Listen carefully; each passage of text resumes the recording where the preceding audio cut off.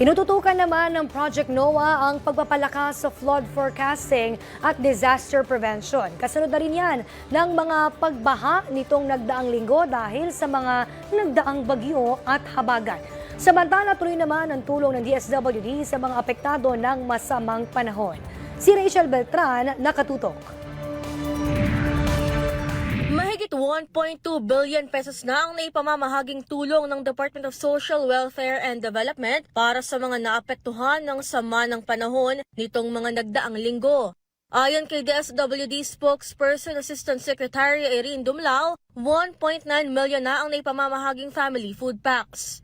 Halos 15,000 naman ang non-food items at mahigit 23,000 ready-to-eat food. Habang mahigit 14.3 million financial assistance naman ang naibahagi para sa mga nangangailangan. Ongoing pa rin yung isinasagawa nating pagtulong sa ating pong mga kababayan.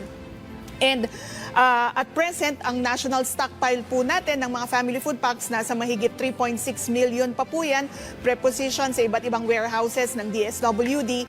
Pagdating naman sa mitigation o pagpapalakas ng mga proyekto para makontrol ang pagbaha, 1 bilyong piso ang inilaan na pondo ng Department of Budget and Management para sa pagpapalakas ng AI-powered flood forecasting at disaster prevention sa bansa. Sa ilalim yan ng Nationwide Operational Assessment of Hazards o Project NOAA.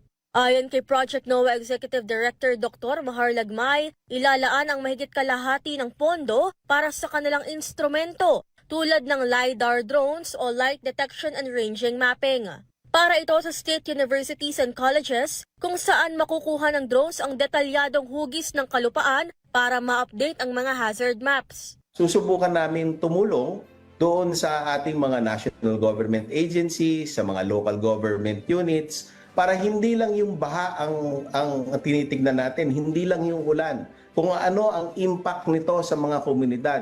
Sa bisa ng proyekto, 1 day in advance ay malalaman agad kung saan babaha at kung gaano kalakas ang magiging epekto ng ulan. Dahil dito, mas magiging angkop at anticipatory ang magiging aksyon ng pamahalaan maging ng mga pamilyang Pilipino. Rachel Beltran, IBC News.